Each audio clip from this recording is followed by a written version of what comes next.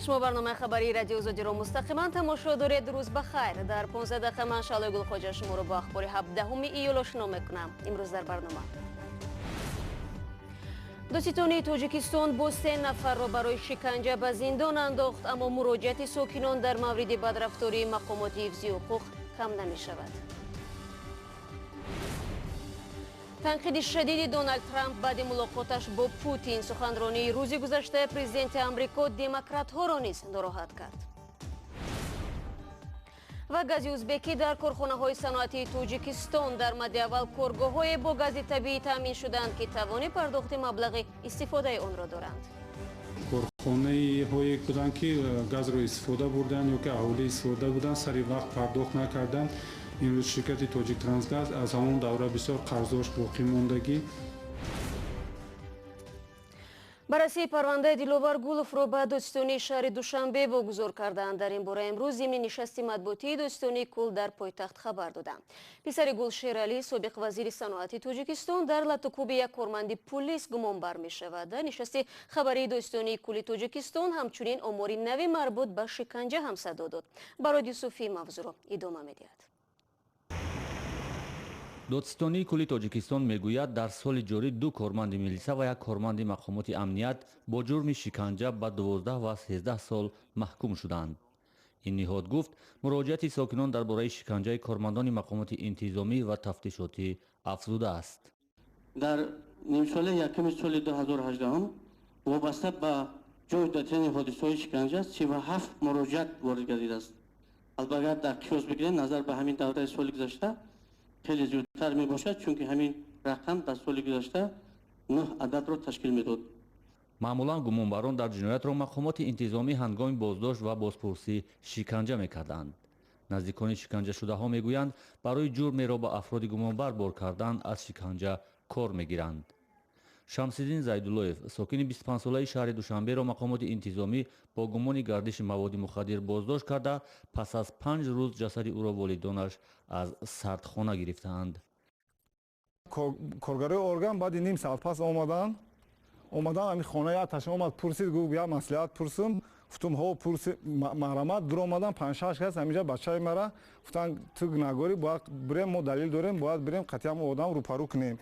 بعد گرفتم بردن روزی 8 بود. بعد همون روزی 13 سحرش زدن کشتن چیکاری کردن زدن کشتن بردن به همون مرد فریدن شد. سالهای اخیر عاملان شکنجه در تاجیکستان معمولاً بی‌جزا میمانند. سازمان‌های علیه شکنجه میگویند مشکل اصلی این است نزدیکان وقتی مراجعت میکنند که ایز شکنجه را پیدا کردن و ثابت کردن آن ناممکن است. البته چند نفر به جوابگری جنایتی کشیده شده است. حتی ناچیز هم باشد به بعضی عائله‌ها کمپنساسیا جبران پولی پرداخت کرده شده است. ولی آن جبران پولی هایی که پرداخت کرده می شوند البته نفران نزدیکان آنها با آن راضی نبوده باز هم به اینستانسیه های آینده یعنی سودهای زینه های بالای شکایت آورده ایستادند. سال 2018 به سازمان های حقوق انسان 18 مراجعت در مورد شکنجه شده است که پیوندان شکنجه شده ها درخواست کمک کردند. با گفته سازمان های دفاع از حقوق انسان در بسیار حالت ها جبردیده ها شکایت نمی کنند چون که نمی خواهند با مقامات انتظامی سر به سر شوند. رو میریم به موضوع دیگر. پرزیدنت آمریکا دونالد ترامپ بعد ملاقاتش با رئیس جمهوری روسیه ولادیمیر پوتین از سوی رفیقان و هم از جانب مناقضانش با موج جدید تنقید روبرو شده است. اکثریت میگویند او از پوتین پشتیبانی نموده منفعت نهادهای امنیتی آمریکا و متفقان این کشور را نادیده گرفت. رئیس مجلس نمایندگان کنگره و یکی از پیشوایان حزب جمهوری خواه پول رایان گفت از سوی دونالد ترامپ بار دیگر زیر سوال بردن دخالت روسیه در انتخابات پرزیدنتی سال 2016 عمل غلط بود. میت رومنی داوطلب کرسی پرزیدنت آمریکا در سال 2012 عمل ترامپ را رفتاری شرم‌آور نامیده گفت که آن با اصول دموکراتی ما مخالف است. سناتور جمهوری خواه جان مکین گفت نشست مطبوعاتی دونالد ترامپ که دیروز بعد ملاقاتش با ولادیمیر پوتین در شهر هلسینکی دایر شده است شرم‌آورترین برآمد پرزیدنت آمریکا و خطای محض است. در مسکو روزی گذشته دادگاه حکم خود را در نسبت اعضای گروه پوسی رایوت اعلام کرد. اعضای این گروه روز یکشنبه تا چند دقیقه جریان بازی نهایی جام جهانی فوتبال را در میدان ورزشی لوژنیکی خلالدار کردند. عضو این گروه در جریان بازپرسی گفتند مردم روسیه که اصلا غمگین و آزرده هستند در دوره جام جهانی شاد و خوشحال بودند و آنها با این عمل خود می‌خواستند بزم تا دیر دوام کند. بزم طلبی پوسی رایوت آنها را تا کجا برد؟ در گزارش نوبتی می‌بینیم. روز 16 ایول دادگاه مسکو 4 فعال گروه پوسی رایوت را برای ورود به میدان در بازی فینالی جام جهانی فوتبال به مدت 17 روز حبس کرد. این افراد با لباس تقلبی افسر پلیس در قسمت دوم قوه‌آزمایی نهایی جام جهانی میان فرانسه و خرواتیا به میدان داخل شده مدت بازی را متوقف کردند. دادرس همچنان حکم برآورد که ویرونیکا نیکوشینا در دوام 3 سال آینده در یگان مسابقه ورزشی اشتراک نکند. من با خودسری و با آن مبارزه میبرم که روسیه یک کشوری غمگین است. من دوست می‌دارم که همه وقت جشنواره و عید باشد. حالا جشنواره تمام شد و همه به وطنهایشان برمیگردند. من میخواهم بزم ادامه کند. بعد از آن دادگاه اعضای دیگری این گروه را محاکمه کرده آنها را نیز برای 15 روز از آزادی محروم کرد. در بازی نهایی جام جهانی فوتبال در ورزشگاه لوژنیکی مسکو پرزیدنت های روسیه ولادیمیر پوتین، رئیس جمهور فرانسه امانوئل ماکرون و پرزیدنت خرواتیا کالیندا گرار-کیتاروویچ حضور داشتند. فرانسه با حساب 4-2 خرواتیا را مغلوب کرد. شما برنامه خبری رادیو آزادی رو تماشا دارید. یکی از آژانس‌های معروف دنیا نظام نفقه تاجیکستان رو موفق اعتراف کرده است. تحلیلگران آژانسی بین‌المللی ریتینگی مودیس در یک گزارش تازه نشر اصلاحاتی را که تاجیکستان در سیستم نفقه جاری کرد همچون نمونه عبرت برای کشورهای دیگر پیشنهاد دارد.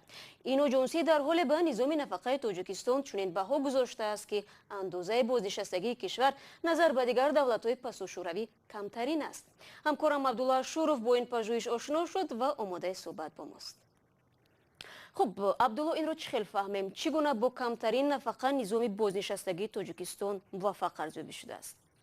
سلام شهلا. آژانسی بین‌المللی ریتینگی مودیس تناسب کارگران و نفقه‌خوران را اصلا در کشورهای پساشوروی تحلیل کرده به نظام نفقه تاجیکستان چنین بهای مثبت داده است. کارشناسان مودیس آن اصلاحاتی که تاجیکستان در سیستم نفقه سالهای اخیر جاری کرده بود مثبت اعتراف کردند.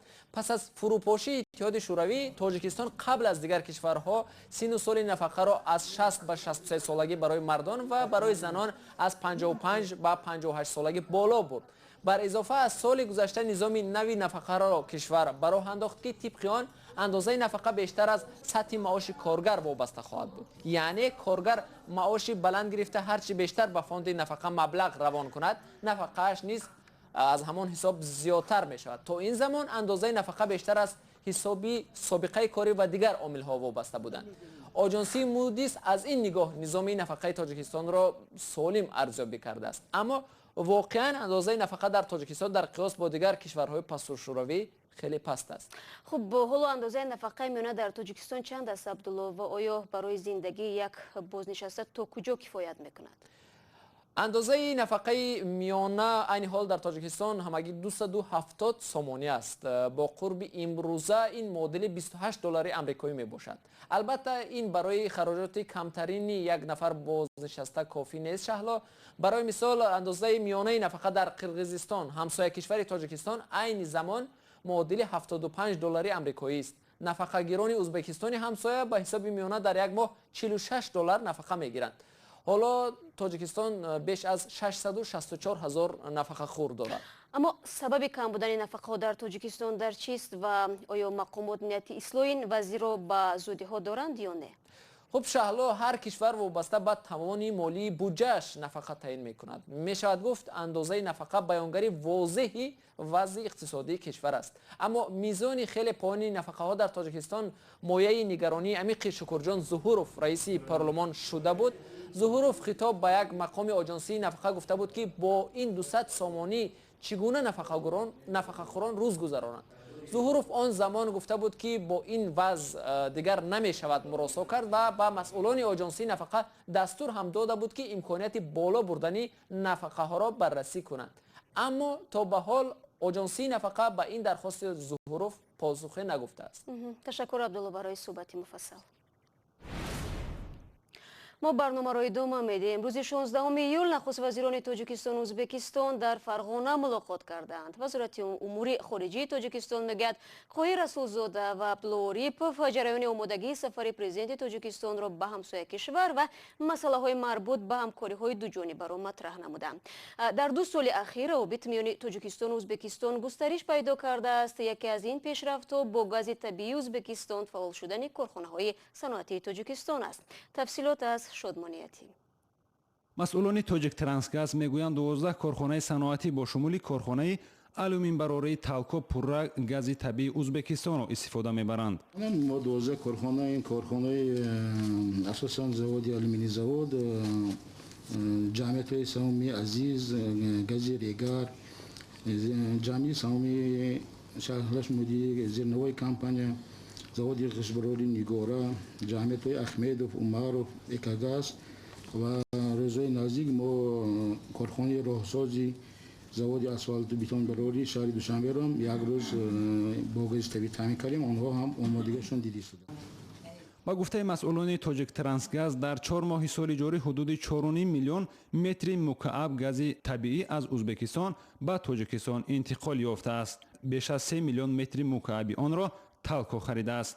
то ба имрӯз 4 ноҳияи вилояти суғд аз гази табиии ӯзбекистон истифода мекарданд. чунки бисёр корхонаҳое буданд ки газро истифода бурданд ё ки аҳолӣ истифода буданд, сари вақт пардохт накарданд. имрӯз ширкати тоҷик трансгаз аз ҳамон давра бисёр қарздош боқӣ мондагӣ. ҳамзамон қарор аст дар соли ҷорӣ фаъолияти маркази гармидиҳиву барқии душанбе 1 бо гази ӯзбекистон фаъол шавад. ин марказ дар як шабонарӯз то 80 мегаватт соат нерӯи барқ тавлид мекунад ва бештар аз маҳаллаҳои душанберо бо оби гарм таъмин мекунад. масъулони тоҷик трансгаз мегӯянд ба хонаи сокинони шаҳри душанбе ва атрофи он вақтҳои охир газ намерасад, чунки лӯлаҳои газ таъмирталабанд ва барои таъмири онҳо маблағ надоранд. шодмониятим, искандари фирӯз, озодӣ, душанбе. و در تاجیکستان برای تغییر دادن افکار و نگاه جامعه به افراد دارای امکاناتشان محدود معرکه ملی راه اندازی شده است. تشبثکاران با این اقدام می‌خواهند برابر حقوق معلولان را در جامعه تامین نمایند. چهره محمدالله برای اکثریت توسط نقش‌هایش در برنامه شوخی‌های علاءالدین آشنا است. در گروه تئاتری موسیقی محزکوی باختر فعالیت می‌کند. اکتورها مورا دوست می‌دارند. محمدالله گرفتار سیندروم داون است و با گفته همکارانش کارش را دوست می‌دارد و با مسئولیت است. اما آنها یک بسیار می‌دونید مسئولیت بیشتر دارند نسبت به ما در کار. مثل محمدالله در تئاتر محزکوی باختر 4 هنرمند دیگر هم با امکانیت‌های محدود فعالیت دارند. یک پژوهش بنیاد اطفال سازمان ملل متحد یا یونیسف که میان 2000 نفر در 4 منطقه تاجیکستان گذرانده است معین کرده است که اکثر ساکنان کشور نسبت معلولان احساس رحم و شفقت و دلسوزی دارند، احساسی که به خود افراد معلول چندان خوشایند نیست. نگین اکرامова و طراح و یک فعال جامعه میگوید اگر به افراد دارای امکانیت محدود شرایط فراهم شود و امکانیت پیشنهاد گردد، آنها می توانند از عهده کارهای زیاده برآیند. میخواستم که همین معیوبا از کارخانه ها دور نشوند. همین میخوام نظری که همون رو برای کارخانه ها باید که معیوبان رو با چشم یک کم نبینند، در بهانه‌جویی پیش نبیارند و همین شخصان معیوبیت داشته رو در تمام کارخانه ها به کار قبول گردند. مقامات تاجیک و سازمان های جمعیتی نیز بر اینند که شیوه مناسبت با شخصان امکانیتشان محدود تغییر یابد.